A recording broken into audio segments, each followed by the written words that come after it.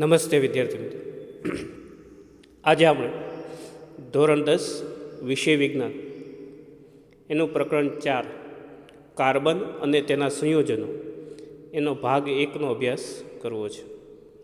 આ પ્રકરણ બોર્ડની બ્લ્યુપ્રિન્ટ પ્રમાણે કુલ 6 માર્કનું પૂછાય છે, જેમાં વિભાગ બી એટલે કે 2 માર્કનો એક પ્રશ્ન અને વિભાગ બી એટલે કે 4 માર્કનો એક પ્રશ્ન, એમ 2 પ્રશ્નો પૂછાય છે, 2 માર્કવાળા અને એક 4 માર્કવાળો. કુલ 6 માર્કનું આ પ્રકરણ છે એ પૂછાતું હોય છે. આ પ્રકરણમાં આપણે આગળ વધીએ પહેલાં અગાઉના કોઈ પ્રકરણ કે એનો કોઈ ભાગ જોવાનો રહી ગયો હોય તો આ વિડીયોના ડિસ્ક્રિપ્શનમાં બધાય વિડીયોની લિંક આપેલી છે, તમે જોઈ શકશો.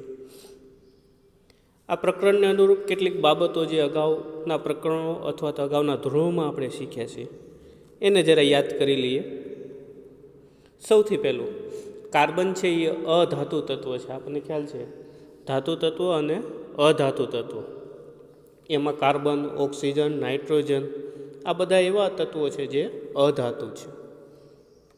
કાર્બનનો પરમાણુ ક્રમાંક 6 છે, એટલે એની ઇલેક્ટ્રોન રચના કેટલી થશે? 2 અને 4. આપણે 8મા ધોરણમાં પરમાણુ ક્રમાંક અને એની ઇલેક્ટ્રોન રચના વિશે શીખ્યા છીએ કે પરમાણુ ક્રમાંક એટલે શું? તો કે કોઈ પણ જે પરમાણુ છે એમાં રહેલા પ્રોટોન અથવા તો ઇલેક્ટ્રોનની સંખ્યાને આપણે એનો પરમાણુ ક્રમાંક કહીએ છીએ.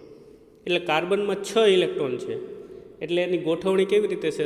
તો કે પહેલી કક્ષામાં 2 ઇલેક્ટ્રોન અને બીજી કક્ષામાં 4 ઇલેક્ટ્રોન. હીરો અને ગ્રેફાઇટ એ કાર્બનના અપર રૂપો છે, એટલે કે એના જુદા જુદા સ્વરૂપો છે. અને હીરો છે એ દુનિયાનો સૌથી સખત પદાર્થ છે. કાર્બન છે એ સજીવોના અસ્તિત્વ માટે જરૂરી છે. આપણે 9મા ધોરણમાં કાર્બન ચક્ર પણ ભણ્યા છીએ. વાતાવરણમાં કાર્બનનું પ્રમાણ છે એ 0.03% જેટલું જ છે. સાથે સાથે આપણે આગલા પાઠમાં એવું ભણ્યા છીએ, ધાતુ અને અધાતુવાળા પાઠમાં, કે જે આયનીય સંયોજનો છે એના ગલનબિંદુ અને ઉત્કલન બિંદુ ઊંચા હોય છે અને મોટે ભાગે વિદ્યુતના એ મંદવાહક હોય છે. આજે આપણે શું શું શીખવું છે આ ભાગમાં એને જરા જોઈ લઈએ. સૌથી પહેલાં પ્રસ્તાવના રૂપ કેટલીક બાબતોને આપણે જોઈશું.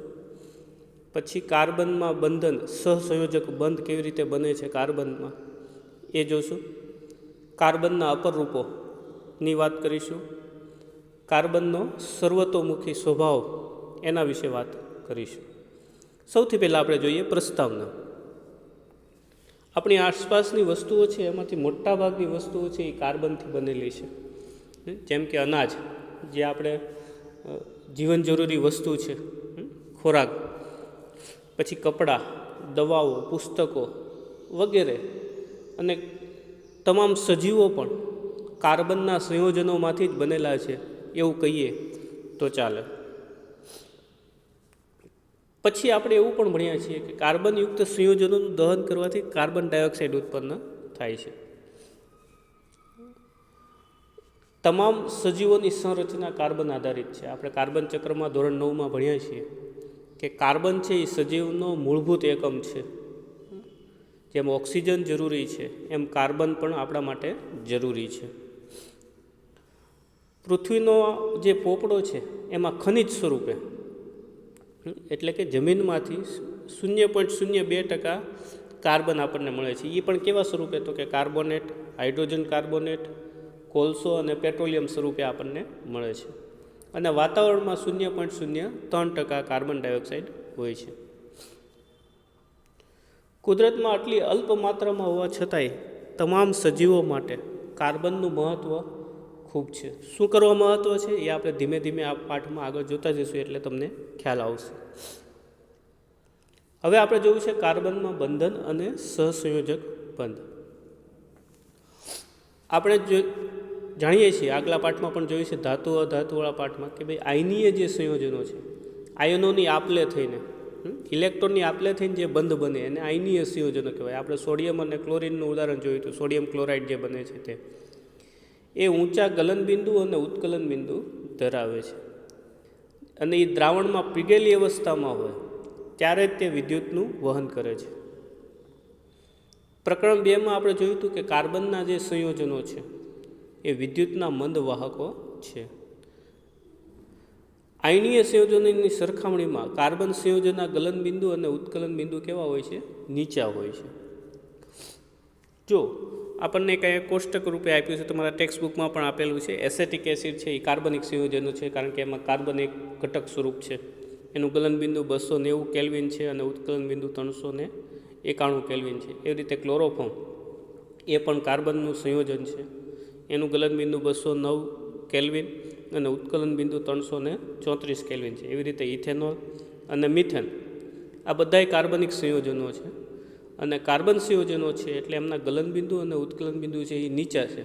તમે પ્રકરણ 2માં તમે જોશો આયનીય સંયોજનોના ગલનબિંદુ અને ઉત્કલન બિંદુ, તો તમને ખ્યાલ આવશે કે આના કરતાં કાર્બન સંયોજનોના જે ગલનબિંદુ ઉત્કલન બિંદુ છે એ નીચા છે. કાર્બન સંયોજનોના ગલનબિંદુ અને ઉત્કલન બિંદુના આધારે આપણે એવું તારણ કાઢી શકીએ કે કાર્બન સંયોજનોમાં અણુ વચ્ચેનું જે આકર્ષણ બળ છે એ પ્રબળ નથી. કારણ કે ગલનબિંદુ અને ઉત્કલન બિંદુ એટલે શું? તો કે કોઈ સંયોજન છે એના રહેલા જે ઘટક તત્વો છે એને અલગ કરવા માટે જે ઉર્જા આપવી પડે એ ઉર્જાનું માપ એટલે ગલનબિંદુ કે ઉત્કલન બિંદુ. એટલે જો પ્રબળ આકર્ષણ બળ હોય તો એ આકર્ષણ બળને તોડવા માટે વધુ પ્રમાણમાં ઉર્જાની જરૂર પડે, તો એના ગલનબિંદુ અને ઉત્કલન બિંદુ ઊંચા હોય. પણ અહીંયા ગલનબિંદુ અને ઉત્કલન બિંદુ નીચા છે કાર્બન સંયોજનોના. એનો અર્થ એવો થયો કે એમના જે ઘટકો છે, કાર્બન સંયોજનોના જે ઘટકો છે એમની વચ્ચે પ્રબળ આકર્ષણ બળ નથી. આ સંયોજનો વિદ્યુતના અવાહક હોય છે, એટલે એવું પણ કહી શકીએ કે આ સંયોજનો કોઈ આયન ઉત્પન્ન કરતા નથી. જો વિદ્યુતનું વહન થવું હોય તો એના માટે જવાબ આયનો ઉત્પન્ન થવા જરૂરી છે. જેમ કે સોડિયમ અને ક્લોરિનનું ઉદાહરણ આપણે જોઈએ તો સોડિયમ પ્લસ આયન બને, ક્લોરિન માઇનસ આયન બને, બરાબર. એટલે આવા આયનો ઉત્પન્ન થવા જરૂરી છે. પણ મંદવાહક છે આ કાર્બન સંયોજનો, એનો અર્થ એવો થયો કે એમાં આવું કોઈ આયનો ઉત્પન્ન થતા નથી. આપણે એ પણ જાણીએ છીએ કાર્બનનો જે પરમાણુ ક્રમાંક છે એ કેટલો છે? 6. એટલે એની ઇલેક્ટ્રોન રચના કેટલી થાય? 2 અને 4.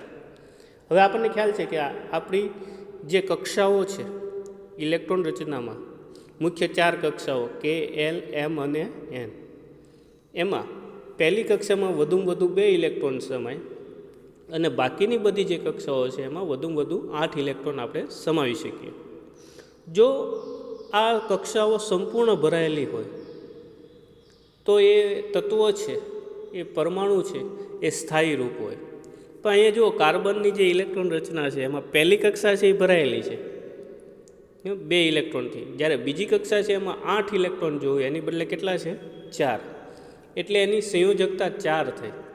આપણે 9મા ધોરણમાં સંયોજકતા ઇલેક્ટ્રોન વિશે આપણે ભણ્યા છીએ કે તત્વની છેલ્લી કક્ષામાં ઘટતા ઇલેક્ટ્રોનની જે સંખ્યા છે એને આપણે શું કહીએ છીએ? સંયોજકતા કહીએ છીએ. અહીંયા પણ મેં લખ્યું છે કે સંયોજકતા એટલે શું? તો કે પરમાણુની છેલ્લી કક્ષા પૂર્ણ કરવા માટે જરૂરી ઇલેક્ટ્રોનની સંખ્યા.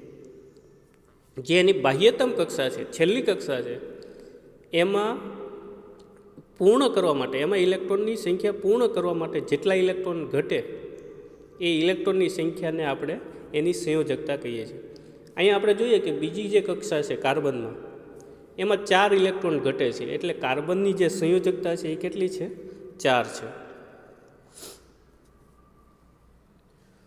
તત્વોની જે પ્રતિક્રિયાત્મકતા છે અથવા તો સક્રિયતા છે તેની સંપૂર્ણ બાહ્યતમ કક્ષા ભરાયેલી હોય એવી રચના પ્રાપ્ત કરવાની વૃત્તિને કારણે હોય છે. આ વાક્યને બરાબર સમજીએ આપણે.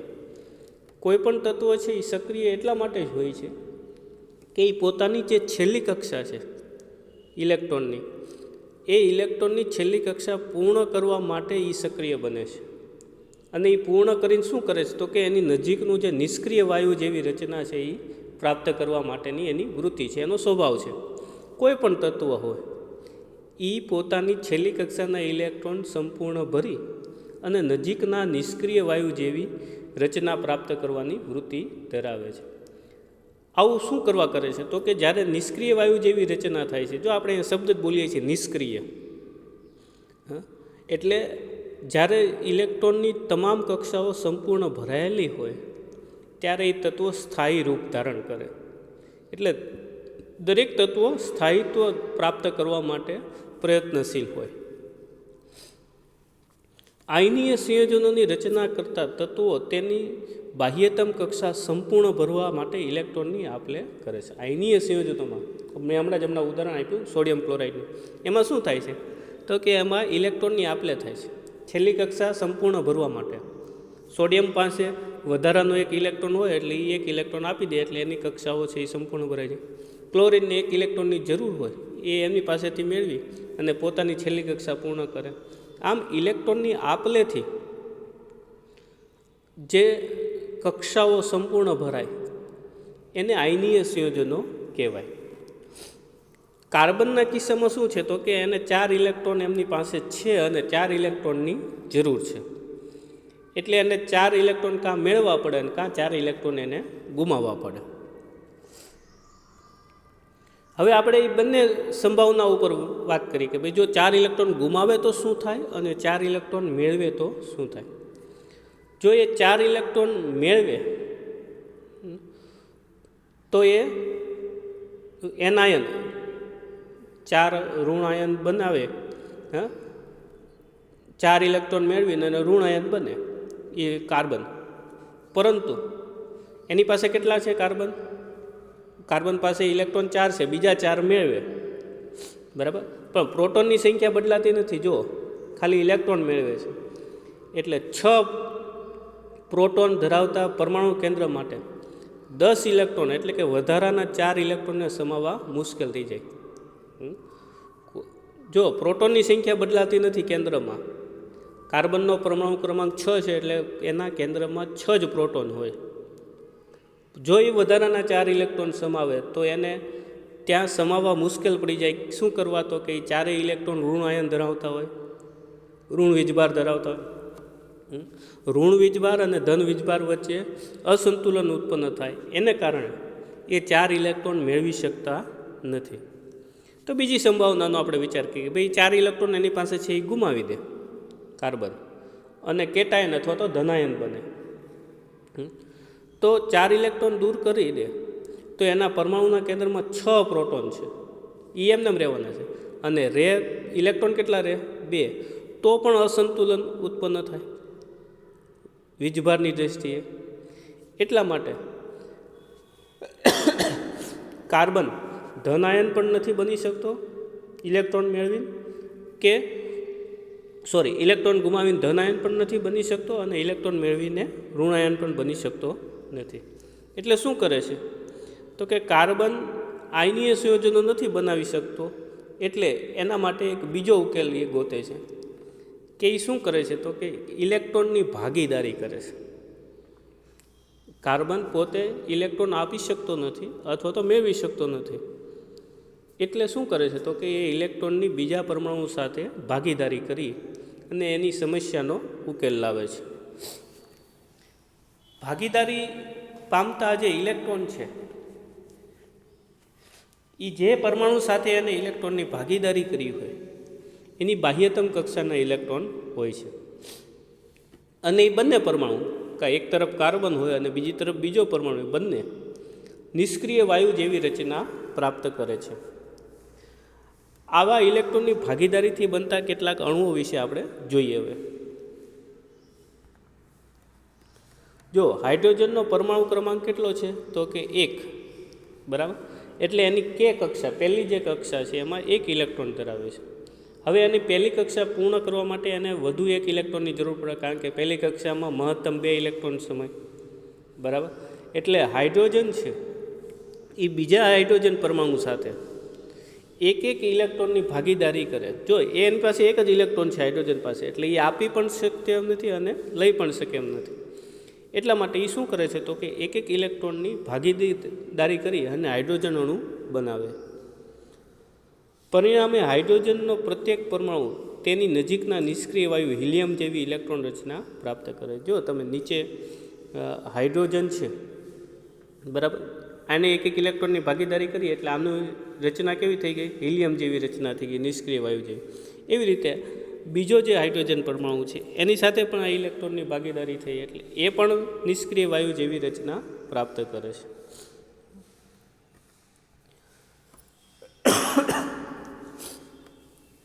હાઇડ્રોજન અણુમાં ભાગીદારી પામતા ઇલેક્ટ્રોનનું નિરૂપણ, આપણે જે આ ઇલેક્ટ્રોન છે એનું નિરૂપણ આપણે ટપકા કે ચોકડી કરીને સંયોજકતા ઇલેક્ટ્રોન દર્શાવી શકીએ. જો અહીંયા મેં બતાવ્યું છે એચનો સંયોજકતા ઇલેક્ટ્રોન કેટલો છે, 1 છે. હવે જે એને ભાગીદારી કરી છે એ 2 ઇલેક્ટ્રોન તમને અહીંયા દેખાડે છે. બંને 1 ઇલેક્ટ્રોનની ભાગીદારી કરી, એ બંનેના ગણાય છે ઇલેક્ટ્રોન. કોઈ એક હાઇડ્રોજન પરમાણુના એ ઇલેક્ટ્રોન નથી, એ ઇલેક્ટ્રોન બંનેના છે. ભાગીદારી પામેલ ઇલેક્ટ્રોનની જોડ 2 હાઇડ્રોજન પરમાણુ વચ્ચે એકલ બંધ બનાવે છે. જો બંને 1 ઇલેક્ટ્રોનની આ ભાગીદારી કરી છે એટલે એમની વચ્ચે એક બંધ બને છે. બરાબર, એટલે જો નીચે મેં દર્શાવ્યું છે હાઇડ્રોજન, એક બંધ અને હાઇડ્રોજન. આ જે 2 પરમાણુ છે એને એકલ બંધ એટલે કે એક રેખા વડે આપણે દર્શાવી શકીએ. હવે એવી જ રીતે આપણે ક્લોરીનનું ઉદાહરણ જોઈએ તો ક્લોરીનનો પરમાણુ ક્રમાંક 17 છે, એટલે એની ઇલેક્ટ્રોનની રચના કેટલી થાય, 2, 8 અને 7. હવે અમને છેલ્લી કક્ષામાં ઇલેક્ટ્રોન ભરવા માટે કેટલા ઇલેક્ટ્રોન જોઈએ, તો કે 1. છેલ્લી કક્ષામાં 7 ઇલેક્ટ્રોન છે અને જો વધુમાં વધુ આપણે 8 ભરી શકીએ, એટલે 1 ઇલેક્ટ્રોનની એને જરૂર છે. એટલે શું કરે તો ક્લોરીન એની જેવા જ બીજા ક્લોરીન પરમાણુ સાથે 1 ઇલેક્ટ્રોનની ભાગીદારી કરે. જો અહીંયા આકૃતિમાં દર્શાવ્યું છે. અહીંયા ક્લોરીનના છેલ્લી કક્ષાના જ ઇલેક્ટ્રોન મેં દર્શાવ્યા છે.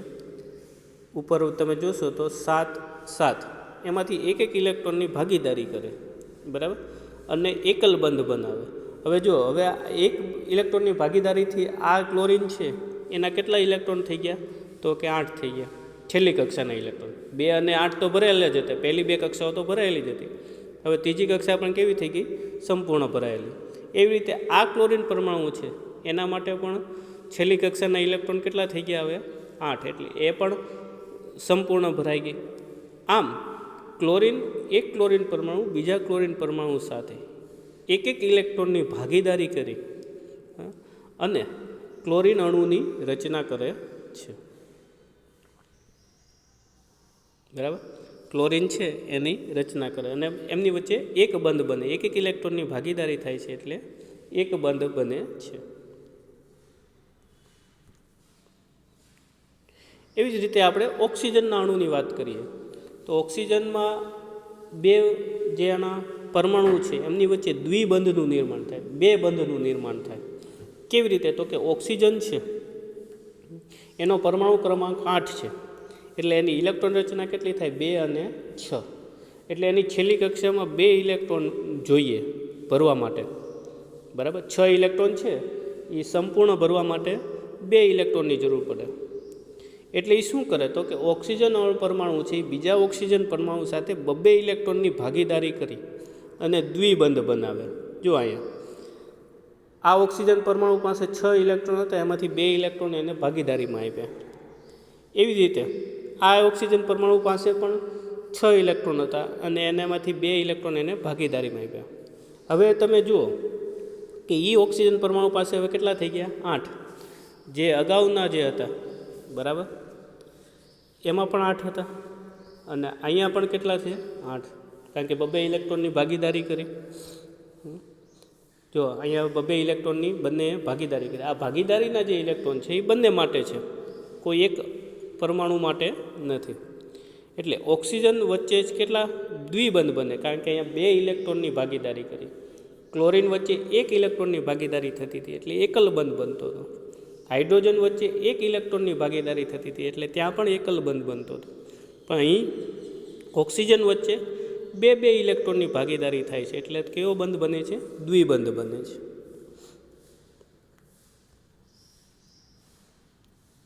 હવે આપણે એક અલગ ઉદાહરણ જોઈએ કે 1 ઓક્સિજન અને 2 હાઇડ્રોજન પરમાણુ વચ્ચે બંધનું જે નિર્માણ થાય છે એની વાત કરીએ.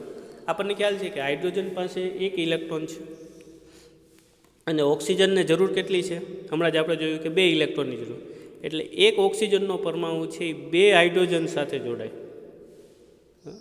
1 ઓક્સિજનનો પરમાણુ 2 હાઇડ્રોજન પરમાણુ સાથે જોડાય અને બંને હાઇડ્રોજન પરમાણુ એના એક એક ઇલેક્ટ્રોનની ભાગીદારી ઓક્સિજનના એક એક ઇલેક્ટ્રોન સાથે કરે, એટલે કે ઓક્સિજનના 2 ઇલેક્ટ્રોન સાથે ભાગીદારી કરી અને પાણીના અણુનું નિર્માણ થાય.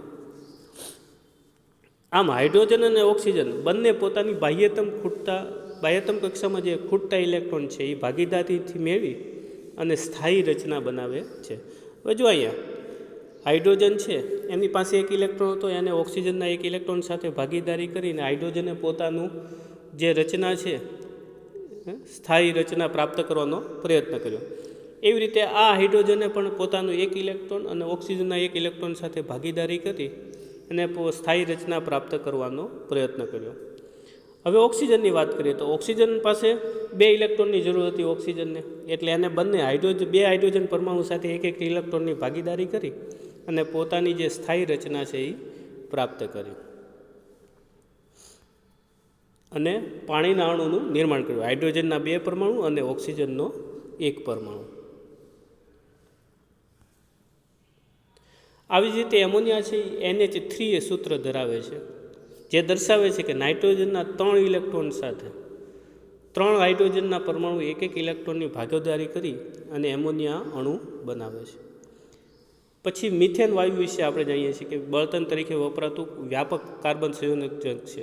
આપણે પુષ્કળ પ્રમાણમાં બળતણ તરીકે મિથેન વાયુનો ઉપયોગ કરીએ છીએ, જેમાં બાયોગેસ, કોમ્પ્રેસ્ડ નેચરલ ગેસ એટલે કે CNG છે, એનો મુખ્ય ઘટક છે મિથેન વાયુ.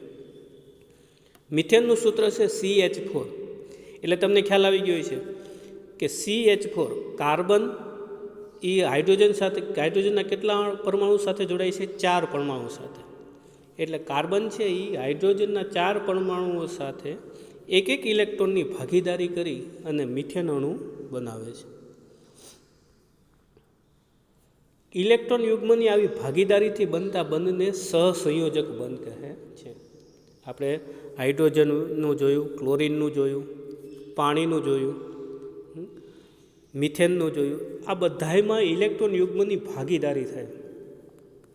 આવી ભાગીદારીથી બનતો જે બંધ છે એને સહસંયોજક બંધ કહે છે. આ જે સહસંયોજક બંધ છે એના અણુઓમાં આંતરઆણ્વીય આકર્ષણ બળ ઓછું હોય, એટલે 2 અણુઓ વચ્ચેનું જે આકર્ષણ બળ હોય એ પ્રમાણમાં ઓછું હોય. એને કારણે એનું ગલનબિંદુ અને ઉત્કલન બિંદુ નીચા હોય. આપણે પહેલાં જ જોયું પ્રસ્તાવનામાં કે કાર્બન સંયોજનો છે એમના ગલનબિંદુ અને ઉત્કલન બિંદુ નીચા હોય છે. શું કરવા? તો કે ઇલેક્ટ્રોનની ભાગીદારીથી આ બંધ બને છે અને એ પ્રમાણમાં ઓછું આકર્ષણ બળ ધરાવે છે, એટલે એને તોડવા માટે એ આકર્ષણ બળને તોડવા માટે પ્રમાણમાં ઓછી ઉર્જાની જરૂર પડે છે. એટલે એના ગલનબિંદુ અને ઉત્કલન બિંદુ કેવા હોય છે? નીચા હોય છે. પરમાણુ વચ્ચે ઇલેક્ટ્રોનની ભાગીદારી થઈ અને વીજભાર વિહીન કણો ઉત્પન્ન થાય છે. એટલે આવા સહસંયોજક સંયોજનો સામાન્ય રીતે વિદ્યુતના બને. જો અહીંયા ઇલેક્ટ્રોનની ભાગીદારી થઈ એટલે વીજભાર વિહીન, એટલે કે કોઈ વીજભાર ઉત્પન્ન થતો નથી. ન ધન વીજભાર ઉત્પન્ન થાય, ન ઋણ વીજભાર ઉત્પન્ન થાય. એટલે આવા જે સંયોજનો છે એ વિદ્યુતના કેવા હોય છે? મંદવાહક હોય છે. હવે આપણે કાર્બનના અપર રૂપો વિશે વાત કરવી છે. કાર્બન તત્વ કુદરતમાં અનેક વિવિધ ભૌતિક ગુણધર્મો સાથે જુદા જુદા સ્વરૂપમાં પ્રાપ્ત. કાર્બન એક એવું તત્વ છે જેના ઘણા બધા સ્વરૂપો આપણને કુદરતમાંથી મળી આવે છે. હીરો અને ગ્રેફાઇટ આ બંને કાર્બનના જાણીતા અપર રૂપો છે. કાર્બન પરમાણુ જે રીતે એકબીજા સાથે બંધથી જોડાય છે તેને આધારે તેના સ્વરૂપમાં ફેરફાર જોયો. આ કાર્બન પરમાણુ છે એ બીજા તત્વો સાથે અથવા તો બીજા કાર્બન સાથે જુદી જુદી રીતે જોડાય છે. એને કારણે એના સ્વરૂપોમાં પણ ફેરફાર જોવા મળે છે. હીરામાં કાર્બનનો દરેક પરમાણુ કાર્બનના અન્ય 4 પરમાણુ સાથે બંધ બનાવી અને ત્રિપરિમાણીય રચના પ્રાપ્ત કરે. જો આકૃતિમાં બતાવ્યું છે, એક કાર્બન પરમાણુ છે એ બીજા 4 કાર્બન પરમાણુ સાથે જોડાય છે. અહીંયા તમે ત્રિકોણીય જે રચના છે એમાં જો ઉપર સૌથી ઉપર જે ટપકું છે એ કાર્બનનું છે અને નીચે બીજા 4 ઇલેક્ટ્રોન સાથે 4 કાર્બન સાથે જોડાયેલું. આમ હીરામાં પ્રત્યેક કાર્બન પરમાણુ બીજા 4 કાર્બન પરમાણુ સાથે જોડાઈ અને ત્રિપરિમાણીય રચના બનાવે છે.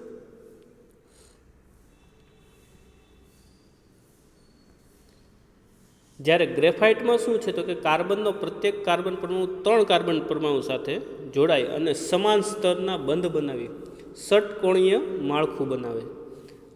આ સ્તર, બીજું સ્તર, એમ અનેક સ્તરો ઉપરથી બનતા ષટકોણીય માળખા દ્વારા ગ્રેફાઇટનું બંધારણ રચાય છે. આપણે આકૃતિ જોઈએ તો તમે જુઓ કે પ્રત્યેક કાર્બન પરમાણુ છે એ બીજા 3 કાર્બન પરમાણુ સાથે જોડાયેલો છે.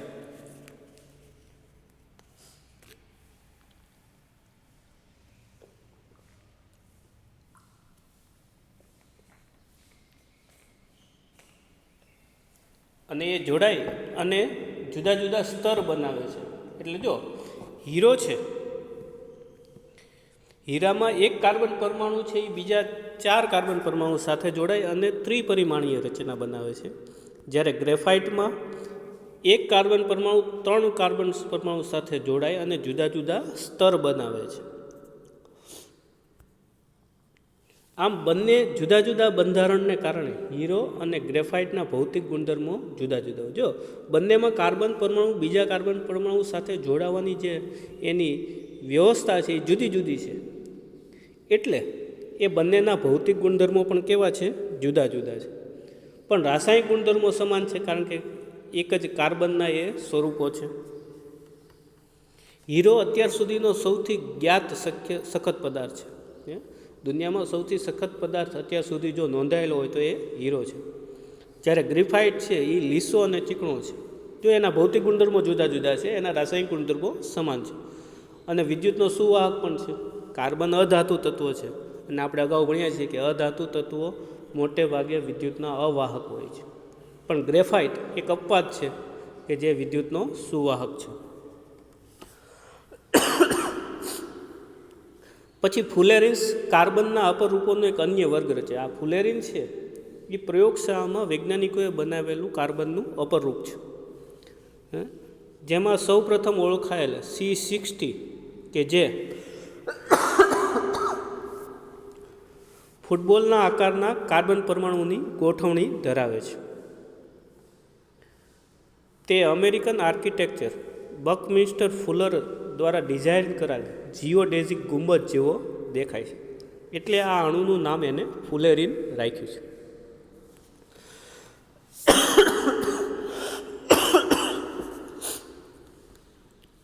તમે જુઓ આની રચના છે ફુલેરિન, બરાબર, ફૂટબોલના દડા જેવી રચના છે. એમાં એક કાર્બન પરમાણુ બીજા 3 કાર્બન પરમાણુ સાથે જોડાય અને ફૂટબોલ જેવી રચના બનાવે છે. જે પ્રખ્યાત આર્કિટેક્ચર બકમિન્સ્ટર ફુલરની યાદમાં એને ફુલેરિન કહેવામાં આવે છે. હવે આપણે જોવું છે કાર્બનનો સર્વતોમુખી સ્વભાવ. કેમ કાર્બનમાં આટલા બધા સ્વરૂપો જોવા મળે છે? કેમ આપણે કાર્બનની એટલી બધી ચર્ચા કરીએ છીએ? એનો જવાબ કંઈક હવે આપણને મળશે. આપણે પ્રકરણની શરૂઆતમાં જ જોયું કે કેટલી બધી વસ્તુઓનો આપણે ઉપયોગ કરીએ છીએ જે કાર્બનમાં ધરાવે છે. વાસ્તવમાં આપણે પોતે પણ કાર્બન સંયોજનના બનેલા. આપણે પોતે પણ શેના બનેલા છીએ? કાર્બનિક સંયોજનોના બનેલા છીએ. રસાયણશાસ્ત્રીઓ દ્વારા કાર્બન સંયોજનોની સંખ્યા લાખોમાં અંદાજવામાં આવી છે. કાર્બન બીજા તત્વો સાથે જોડાઈને અથવા બીજા કાર્બન સાથે જોડાઈને જે સંયોજનો બનાવે છે એવા સંયોજનોની સંખ્યા લાખોમાં છે.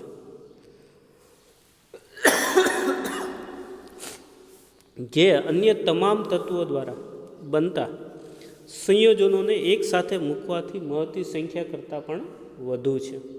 એટલે કે બીજા કોઈ પણ તત્વોના સંયોજનો લ્યો અને એ બધા સંયોજનોને એક સાથે મૂકો તો એના કરતાં પણ કાર્બનના સંયોજનો વધુ છે.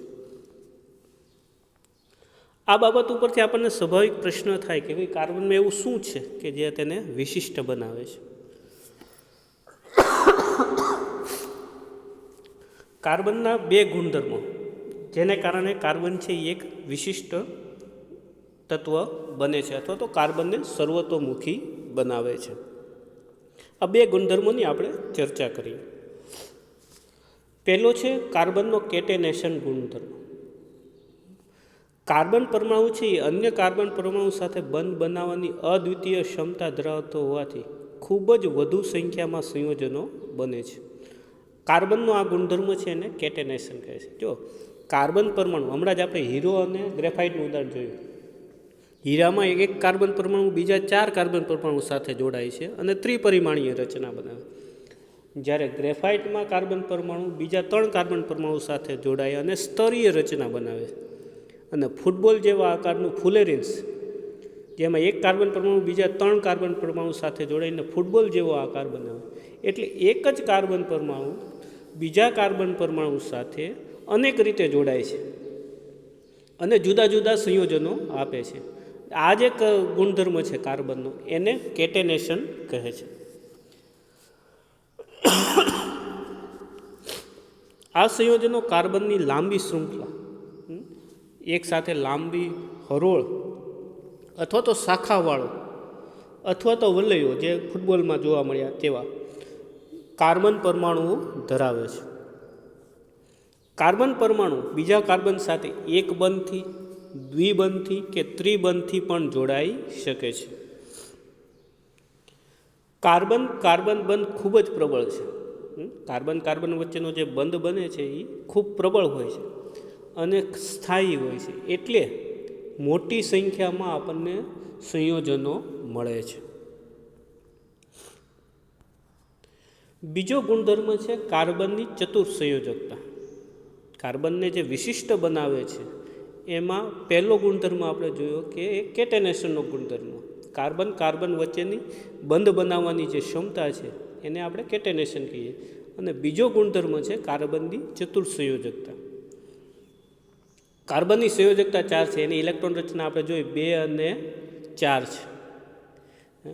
કાર્બનની સંયોજકતા 4 છે એટલે એ કાર્બનનો અન્ય 4 પરમાણુ અથવા કેટલાક અન્ય એક સંયોજનના તત્વોના પરમાણુ સાથે બંધ બનાવવાની ક્ષમતા ધરાવે. એટલે કાર્બન છે એ બીજા 4 પરમાણુ સાથે અથવા તો એની સાથે એકલ બંધથી કે દ્વિબંધથી કે ત્રિબંધથી જોડાવાની ક્ષમતા ધરાવે છે.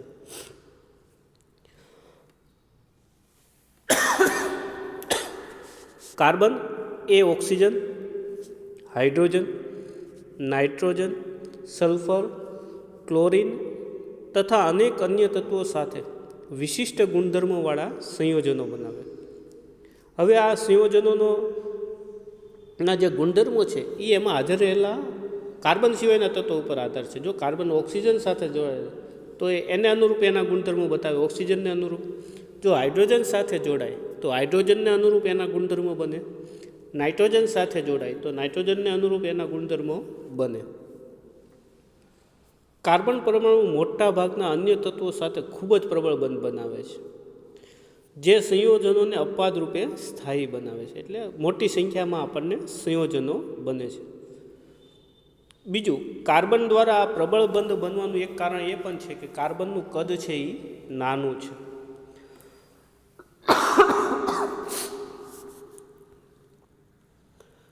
આજે એટલું રાખીશું. આપણે આજના ગૃહ કાર્યના પ્રશ્નો જોઈ લઈએ.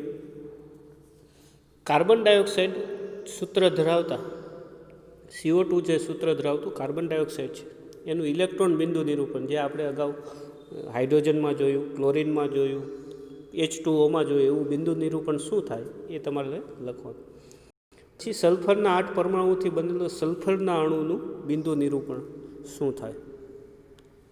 કાર્બનના 2 ગુણધર્મો કયા છે જેના કારણે આપણી ચારે તરફ કાર્બન સંયોજનોની વિશાળ સંખ્યા આપણે જોઈએ છીએ.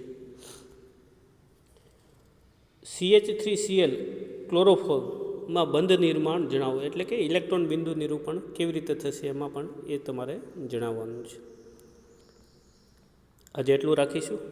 આપ સૌનો ખૂબ ખૂબ આભાર. ભાગ 2માં આનાથી આપણે આગળ વાત કરીશું. Thank you.